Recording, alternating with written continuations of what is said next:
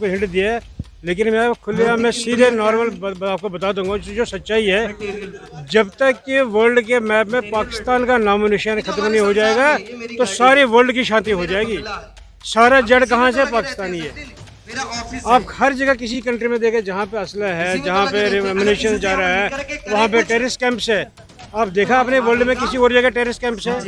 आज़ाद कश्मीर में आज़ाद कैंप्स है। हर जगह कौन स्पॉन्सर कर रहा है? पाकिस्तान स्पॉन्सर कर रहा है। मतलब जब तक नासूर, जब तक जहाँ से सप्लाई हो रही है आतंक की, वो सही नहीं, खत्म नहीं होगा। ये मोदी जी और इस गवर्नमेंट को करना ही करना चाहिए, कोई भी गवर्नमेंट हो। जब तक कि वहाँ पे वो सब जड़ नहीं खत्म हो जाएगी, पूरे हिंदुस्तान में कुछ नहीं हो सकता है, पूरे वर्ल्ड में कोई शांति नहीं आ जाएगी। वो सबसे जड़ है, वो सबसे बड़ा कैंसर क्या है? सबसे दुनिया का सबसे बड़ा कैंसर है। आपको पाकिस्तान ऑक्युपाइड कश्मीर की बात कर रहे हैं, उस पर कुछ ना कुछ कॉन्क्रीट एक्शन चाहिए सर। पाकिस्तान को जहाँ कॉन्क्रीट एक्शन, वहाँ पे जो पाकिस्तान ऑक्युपाइड कश्मीर जो टेररिस्ट कैंप्स है, जो जहादियों के हैं, जो जहादी पूरे हिंदुस्तान में फैले हुए हैं, जो जहादी कश्मीर में पिछले 32 सालों से वहाँ पे हम लोग निकले हैं। ये जो जहादीज है, ये तो चलो पाकिस्तान तो पिछले 47 से, जो कश्मीरी हिस्ट्री है, कश्मीरी हिस्ट्री पिछले 7,000 पुरानी है। और पिछले 7,000 साल पुरानों से हमारे जो हम लोगों को निकाला गया है, वो अभी तक 7 बार निकाला गया है। लेटेस्ट तो हमारा 32 है, जो बाकी 6 से तो वो किसी को मालूम ही नहीं है, हिस्ट्री में किसी को बताया नहीं गया। इवन ये जो अपना हिस्ट्री के साथ भी छेड़छाड़ की गई है, पूरी हिस्ट्री को छेड़छाड़ करी गई है। सर मेरे को ये बताइए, जो पिछले 32 साल से हम लोगों के साथ हुआ है, उस हिस्ट्री को पूरा बयान नहीं किया गया कहीं पे। मैं आप मीडिया वालों से क्वेश्चन आपसे पूछ रहा हूँ मैं, क्या आप लोगों को मालूम है एग्जैक्टली कश्मीर की हिस्ट्री? नहीं है। क्यों? जानबूझकर इसको, जो इतने सालों से इसको जानबूझकर इसको बंद किया गया है कि भाई कश्मीरी हिंदुओं का जो मसला जो है, जो उनकी प्रॉब्लम जो है, वो पूरी दुनिया को ना पता चले। ये जानबूझकर था।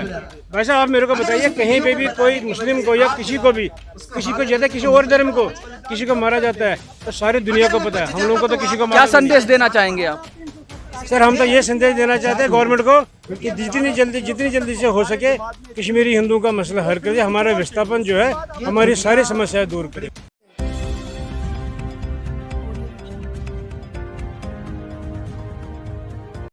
नमस्कार साथियों, मैं मनोज सुराजी स्वागत करता हूं आपका। बलिदान दिवस 14 सितंबर, कश्मीर के लोग बलिदान दिवस मना रहे हैं। कौन है ये लोग? क्यों ये बलिदान दिवस मना रहे हैं? क्या त्रासदी है? क्या घटनाक्रम था? क्यों ये आए हैं जंतर मंतर? क्या इनका दुखड़ा है? क्या इनकी परेशानी है?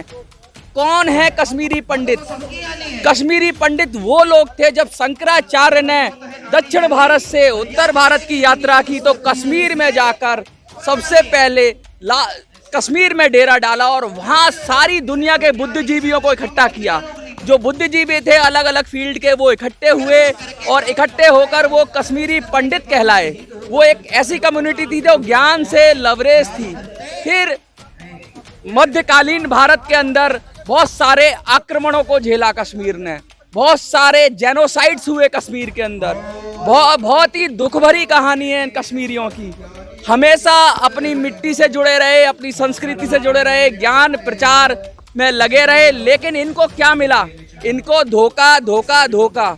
शहीद हो गए ये लोग और आज ये उसी शहीदी दिवस को मना रहे हैं। कैसा लगता है सर? इतनी अच्छी कम्युनिटी, इतनी पीसफुल कम्युनिटी, ज्ञान विचार और संदेश देने वाली दुनिया को कम्युनिटी आज आके जंतर मंतर पे आंदोलित हो रही है, क्योंकि ये तो क्रांति की भूमि नहीं है। ये भूमि है, ऐसी भूमि है जहाँ पे जागृति होती है।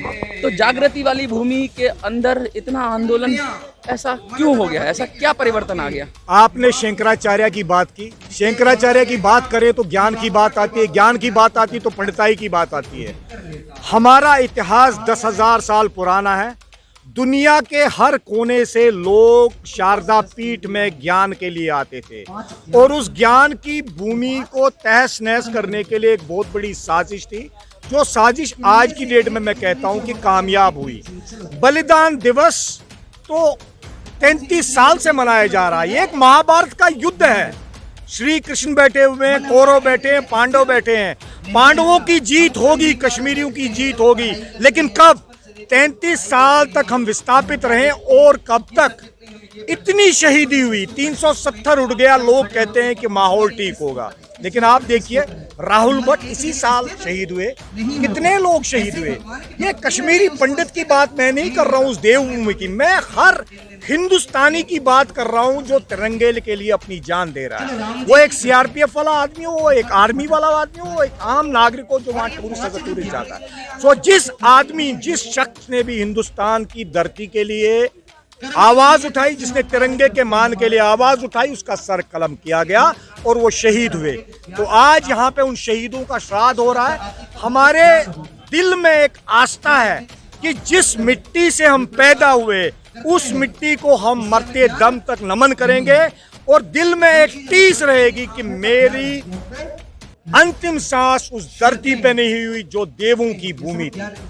जो शांति प्रिय कम्युनिटी कहते हैं, ज्ञान की कम्युनिटी कहते हैं, क्या ऐसा नहीं लगता कि ये जो ज्ञान है, ये जो शांति है, जो सद्भाव है, ये आपकी कमजोरी हो गई है?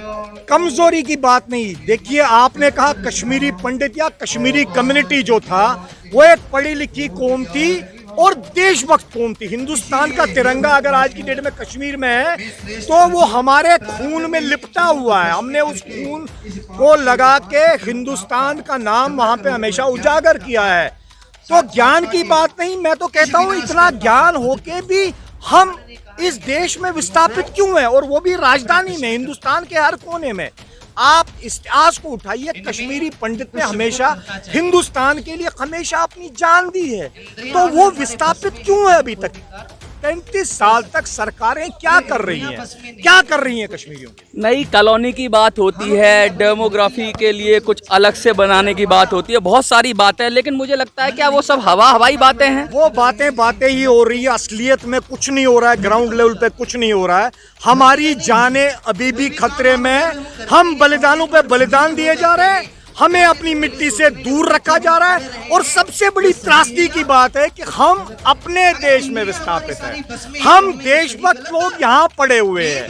ये सबसे बड़ी त्रासदी की बात है कि जो एक कम्युनिटी अपने देश के लिए तन मन धन से हमेशा लगी हुई थी वो आज भी विस्थापित है, और एक शर्म की बात है, शर्म की बात है, शर्म की बात है। क्या लगता है आपको कि कश्मीरी पंडितों पे राजनीति ज्यादा होती है, उनके जो वेलफेयर के काम है वो कम होते हैं, जो भी सरकारें आती हैं वो उनका इस्तेमाल तो करती हैं, उनके दर्द को बेचती हैं? मुझे तो लगता है कभी कभी दर्द बिकता है और बड़े अच्छे पैसों में बिकता है दर्द। तो दर्द की बात करूंगा नहीं, दर्द तो मीडिया पिछले 33 साल से हमारा शेयर कर रहा। हुआ क्या, कश्मीर फाइल्स बनी, उससे तो एक पर्दा हट गया, बट पर्दे की फिल्म तो पीछे है, जो खून बह रहा है, जो लोगों ने देखा। आप बताइए, कश्मीर फाइल्स रिलीज हुई, उसके बाद कौन सी त्रासदी हिंदुस्तान में हुई? कौन सा यहाँ का हिंदुस्तान का नागरिक जागृत हुआ कि कश्मीरी विस्थापित है, हम उसकी मदद करें, सरकारों में उनकी बातें करें, जलसे हो, कुछ नहीं हुआ। हम विस्थापित तब भी थे, कश्मीर फाइल आए, कोई भी फाइल आए, इससे हमारा कुछ भी नहीं हुआ। 370 से कश्मीरी पंडित को अपनी भूमि वापस नहीं मिली, हमारे लिए बहुत त्रासदी की बात है। और मैं तो ये कहता हूं कि जो आदमी देशभक्त है उसको ऐसे ही सहना पड़ेगा क्या? ये सबसे बड़ा सवाल आज की सरकार से है, पिछली सरकारों से है और ब्यूरोक्रेटों से है कि भाई जो एक देशभक्त आदमी है उसको आज जिंदगी ऐसे ही व्यतीत करनी है, अपनी माँ से दूर रहना है। आप बताइए, सवाल सारे समाज के लिए, हिंदुस्तान के हर देशभक्त नागरिक के लिए है कि कश्मीरी विस्थापित कब तक रहेगा? हमें न्याय दीजिए, न्याय दीजिए, न्याय दीजिए। सरकारें आती हैं जाती हैं, सरकारें आएं और जाएं, लेकिन समस्या जहां की तहां वहीं सर उठाए खड़ी रहती है। आप जैसा कह रहे हैं, इसका हल क्या है? क्या कश्मीरी पंडित विस्थापित ही रहेंगे या फिर उनको फिर से अपने घरों के अंदर जाने का अवसर मिलेगा? और नहीं मिलेगा तो क्या करेंगे आप? क्या फिर ऐसे ही आवाज उठाते रहेंगे या कुछ कॉन्क्रीट प्लान, कुछ तो सोच होगी, कुछ तो लगेगा? और कुछ भी नहीं बदला क्या ऐसा? मैं तो एक बात कहूंगा, जो कश्मीर के अंदर नासूर है, आप समझ जाइए, उस नासूर को जब तक आप बाहर नहीं करेंगे तो वो भूमि उपजाऊ नहीं होगी। उस भूमि से नासूर को हटा दो, वो सरकारों को देखना है कि वो नासूर कैसे हटाया जाए। क्या डेमोग्राफिक चेंज की बात कर रहे हैं आप? डेमोग्राफिक चेंज की मैं कोई ऐसी बात नहीं कर रहा हूँ। मैं ये कह रहा हूँ कि इस देश में इस देश के नागरिक को कैसे न्याय दिया जाए? पढ़े लिखे लोग, ब्यूरोक्रेट्स, आईएएस ऑफिसर, वो क्या कर रहे हैं? वो क्या कर रहे हैं? डेमोग्राफी हो, कोई ग्राफी हो, आपको श्री कृष्ण की तरह एक महाभारत खेलना पड़ेगा। उस तरीके से खेलना पड़ेगा कि जो दुर्योधन की हार हो और युधिष्ठिर की जीत हो। दुर्योधन की हार हो, युधिष्ठिर की जीत हो। किस तरह का महाभारत है और ये किस तरह का युद्ध जो लगातार लड़ा जा रहा है और जिसमें कश्मीरी लोग हैं वो हमेशा हार ही रहे हैं, कैसे जीतेंगे ये? सर मैं तो एक चीज कहता हूँ कि वर्ल्ड जो डेमोग्राफी की बात हो रही है, करने दे डेमोग्राफी। देखिए कितनी गंभीर बात कही है इन्होंने। एक देश के अंदर जब विस्थापन होता है तो उसकी त्रासदी देश के लोग कैसे झेलते हैं, क्या क्या उनको परेशानियां आती हैं, इन सब के साथ आज ये लोग जंतर मंतर पर बलिदान दिवस मना रहे हैं। वो मट्टू का बलिदान हो या किसी का भी बलिदान हो, एक आम नागरिक भी बलिदान हो जाता है जबरदस्ती उसका जंतर मंतर से। मैं मनोज सुराजी। अगर आपको वीडियो अच्छी लगती है तो शेयर करिए, चैनल को सब्सक्राइब करिए। जय हिंद, जय भारत।